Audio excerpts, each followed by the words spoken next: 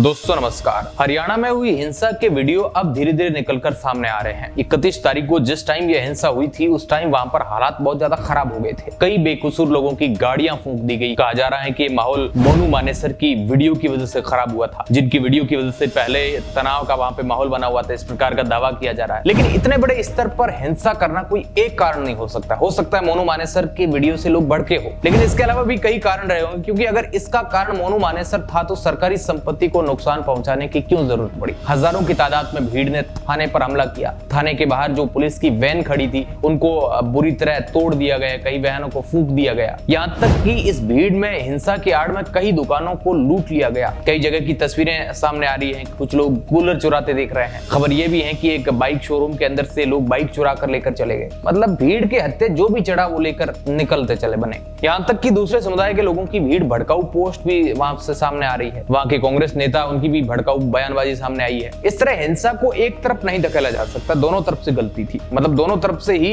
हिंसा की पुरजोर कोशिश की गई थी। कुछ वीडियो में भीड़ पुलिस वालों पर बड़ी मात्रा में पत्थर फेंकती हुई नजर आ रही है। भीड़ को जो भी दिख रहा है उसको लपेटे में ले रही। लेकिन एक बात ये भी सोचने वाली है कि हिंसा में चाहे हिंदू हो या मुस्लिम, नुकसान दोनों का है। इनमें जो असली बयानबाजी करते हैं, जो भड़काऊ बयान देकर निकल जाते हैं, वो तो वहां से निकल जाते हैं। पीछे गरीब लोग इसके हत्थे चढ़ते हैं, उन लोगों का नुकसान होता है। उन लोगों का क्या कसूर था जिन्होंने एक एक करके पैसा जोड़कर दुकान का बिजनेस शुरू किया था। लेकिन कुछ ही मिनटों में वो भीड़ जो भी उसके हत्थे चढ़ा सब कुछ बर्बाद कर दिया उन्होंने। इस भीड़ की वजह से 2 पुलिस वालों की जान चली गई। उन 2 पुलिस वालों का क्या कसूर था। हालांकि हरियाणा सरकार की तरफ से बयान आया है कि जो भी नुकसान हुआ है उसकी भरपाई उन लोगों से की जाएगी जो इस दंगे में शामिल, और जिन जिन का भी नुकसान हुआ है उन्हें हरियाणा सरकार मुआवजा देगी। इस प्रकार की बातें भी सामने आ रही है। आज के इस रिपोर्ट में आपको मोनू मानेसर का इससे क्या कनेक्शन है और मोनू मानेसर का क्या बैकग्राउंड है और क्यों उससे लोग गुस्सा थे, इसके अलावा इसके क्या कारण थे, एक एक करके आपको इस पूरे मुद्दे को डिटेल से हम समझने की कोशिश करते हैं। दोस्तों इस कहानी की शुरुआत एक धार्मिक यात्रा से शुरू होती है। उस यात्रा में कहा जा रहा था कि मोनू मानेसर आ रहा है, तो मुस्लिम कम्युनिटी उसका विरोध कर रही थी। दोनों तरफ से भड़काऊ वीडियो जा रहे थे। मोनू मानेसर के वीडियो के आने के बाद से ही काफी तनाव था। हरियाणा का नूह इलाका मुस्लिम बहुल इलाका माना जाता है, इसलिए पहले से ही फेसबुक पोस्ट के माध्यम से ये धमकी दी जा रही थी। मतलब मोनू मानेसर के वीडियो के बाद से ही दोनों तरफ से भी ये सब हो रहा था। मतलब माहौल पहले ही खराब हो चुका था। यहाँ तक कि दोनों तरफ से ही आपस में टिक्का टिप्पणियां हो रही थी। ऊपर से अफवाह फैल गई कि मोनू मानेसर उस यात्रा में शामिल हो गया है। उसके बाद से तनाव बहुत ज्यादा बढ़ गया। आगे की कहानी जानने से पहले आपको ये बताते हैं कि आखिर मोनू मानेसर से नूह के लोग जो है क्यों विरोध कर रहे हैं उसका। दरअसल आपको पता होगा कि इसी साल 2 लोगों की हत्या होती है। कहा जा रहा है कि वह दोनों लोग कथित गो तस्कर थे। उनका हरियाणा के भिवानी के अंदर गाड़ी के अंदर उन लोगों को जिंदा जला दिया गया। उसके बाद कुछ दिन उसके लिए बवाल भी चलता है और उसका जिम्मेदार लोग मोनू मानेसर को मान रहे हैं। यहाँ तक कि उसकी जांच भी इस हत्याकांड की चल रही है। मोनू मानेसर उसमें नामजद आरोपी है और अभी कहा जा रहा है कि मोनू मानेसर इस मामले में फरार है। लेकिन उन लोगों को लगता है कि पुलिस निष्पक्षता से जांच नहीं कर रही है, इसलिए उसको कम्युनिटी में मोनू मानेसर को लेकर गुस्सा है। हरियाणा और पंजाब के ज्यादातर बड़े लोगों का नाम अपने इलाकों से जुड़ा होता है, जो भी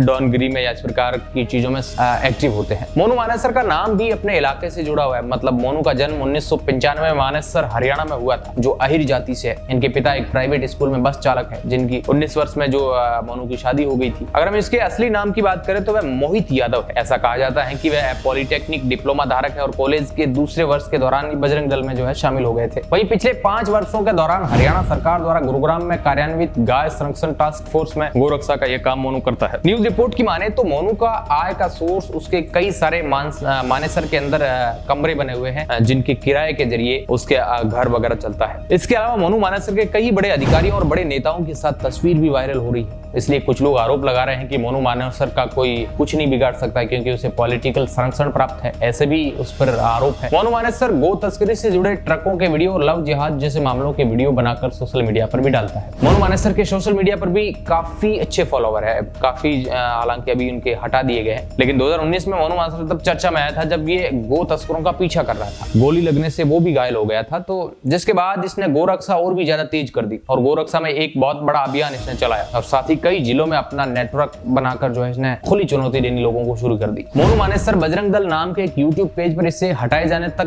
2 लाख से अधिक इस पर फॉलोवर थे। लगभग 330 वीडियो इस पर डाली गई थी। लोगों में मतलब एक प्रकार से काफी लोकप्रिय था। लेकिन इसी के साथ इसी साल फरवरी के महीने में राजस्थान के भिवानी में जुनैद और नासिर के अपहरण कर उनकी जिंदा जलाकर हत्या कर दी गई थी। उनके पास बोलेरो गाड़ी थी, उसके अंदर उनकी जली हुई डेड बॉडी मिली। इस हत्याकांड का आरोप मोनू मानेसर पर लगा और उस FIR के अंदर भी मोनू नामजद आरोपी है और इस मामले की लंबे टाइम से जांच चल रही है। इस मामले में मोनू मानेसर फरार चल रहा है। मोनू ने उन्होंने खुद के भिवानी हत्याकांड में किसी भी तरह की संलिप्तता पाने से इनकार किया है कि उन्होंने कहा है कि मैं उस टाइम वहां पे था ही नहीं, मेरा नाम ऐसे ही लिया जा रहा है, जांच के बाद पता चल जाएगा। उनके समर्थन में हरियाणा में कम से कम 2 हिंदू महापंचायतें हुई है और मांग की गई है कि 2 हत्याओं पर उनका नाम FIR से हटा लिया जाए। इस बात को लेकर मुस्लिम समुदाय मोनू मानेसर से खुश नहीं है और कई टाइम से भड़काऊ बयानबाजी तो दोनों तरफ से होती जा रही थी। जिसके बाद हरियाणा जो हर साल जुलूस निकाला जाता है हरियाणा के अंदर, ठीक उससे एक दिन पहले मोनू मानेसर का एक वीडियो आया जिसमें वो बोलता है, जय गौ माता, जय श्री राम, मैं आपका भाई मोनू मानेसर, बजरंग दल प्रांत गौशाला प्रमुख हरियाणा से। सभी भाइयों को बड़ी खुशी के साथ बताया जा रहा है कि 31 जुलाई 2023 के दिन सोमवार को मेवात ब्रजमंडल यात्रा है। सभी भाई बढ़ चढ़ कर हिस्सा ले, मेवात के सभी मंदिरों में जाए, ज्यादा से ज्यादा संख्या में जाए। हम खुद यात्रा में शामिल हो रहे हैं, हमारी पूरी टीम इस यात्रा में शामिल होगी। जिसके बाद विश्व हिंदू परिषद और मातृ शक्ति दुर्गा वाहिनी की तरफ से हर साल जो यात्रा निकाली जाती है, यात्रा शुरू होती है। लेकिन इसका अंत इस तरह इतना बुरा होगा ये किसी ने सोचा नहीं था। इस जुलूस में बहुत ज्यादा लोग हिस्सा लेते हैं लेकिन सबको अपनी जान बचाकर भागना पड़ जाता है क्योंकि सिचुएशन ही अनकंट्रोल हो जाती है। अब आपके दिमाग में एक सवाल आ रहा होगा कि जब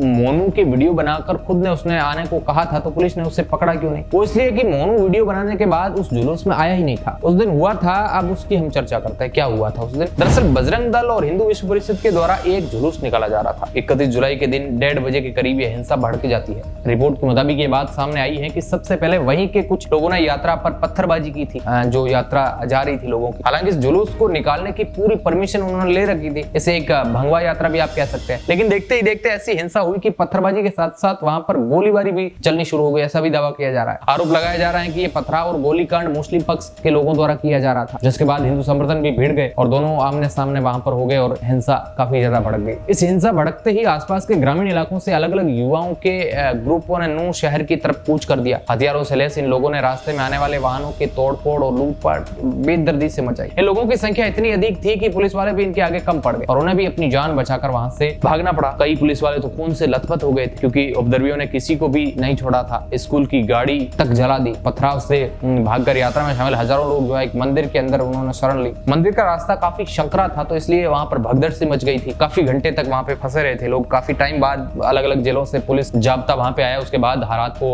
कंट्रोल किया गया और उन लोगों को बचाया गया। लोग जिसे भी देख रहे थे उससे मरने मारने को उतारू हो रहे थे। इतने उत्पाद से जुड़े कई वीडियो सोशल मीडिया पर भी वायरल हो रहे हैं। ट्विटर पर ये टेंट का मामला। नूह शहर में बवाल के बाद हालात इस कदर खराब हो गए कि व्यापारी भी खौफ में आ गए। नूह अनाज मंडी में कुछ व्यापारियों से लूटपाट की बात भी सामने आई है। हालांकि इसकी पुष्टि अभी नहीं हो पाई है। जिसके बाद हरियाणा के गृह मंत्री अनिल विज ने केंद्र सरकार से मदद मांगी। इसकी पूरी जानकारी भी केंद्र को दी गई। जिसके बाद केंद्र नूह जिले में हिंसा प्रभावित क्षेत्र में 3 company paramilitary force air drop कर दी गई। उपद्रवी हिंदू मंदिर को भी नहीं छोड़ रहे थे। वे सामने आ रही किसी चीज को अपना निशाना, सब चीजों को निशाना बना रहे थे। आदमी हो या औरत, हर किसी को मार रहे थे। लोगों में एक प्रकार से उस टाइम डर का माहौल पैदा हो गया था, जो वहां पे प्रत्यक्षदर्शी है वो बता रहे हैं। यहाँ तक कि दुकानों को लूट लिया गया कोई ठिकानों से, तो लोगों ने सामान दुकानों से, ऐसी भी खबरें आ रही है, लाखों रुपए चोरी कर लिए गए। एक दुकान से 7.5 लाख रुपए चोरी कर लिए गए। इस वजह से सीएम मनोहर लाल खट्टर ने और ओएसडी जवाहर यादव ने कहा है कि पुलिस अपना काम कर रही है। आसपास के जिलों की पुलिस नूह पहुंच चुकी है। उस टाइम कहा था लोगों से अपील है कि वे घरों से बाहर न निकले ताकि असामाजिक तत्वों पर कार्रवाई की जा सके। आम लोग घर पर रहेंगे तो पुलिस प्रशासन को दंगाइयों से निपटने में आसानी होगी। हालांकि अब आसपास के इलाकों में कर्फ्यू और धारा 144 लगा दिया गया है और जो भी इस